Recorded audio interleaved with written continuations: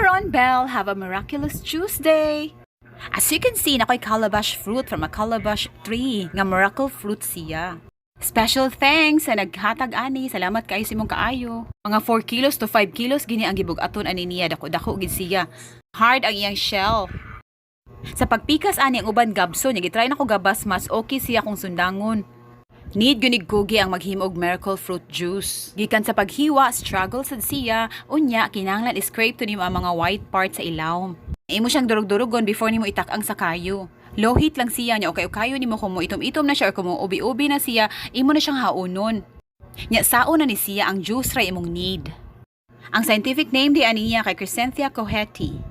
Traditionally, kinitubo rin siya sa Africa, Central and South America, West Indies, and extremely southern Florida. Humanimugsa nga liquid na siya, imo pagi siyang pabukalan for 5 minutes. According to Melissa Petrozello, detoxifier ni siya purgative, antibacterial, cleansing, anti-aging. Nagi ni siya medicinal properties nga remedy for respiratory problems such as asthma and cough. After na sa 5 minutes nimong pabukal, imo pagito siyang saon og cloth, kanang white.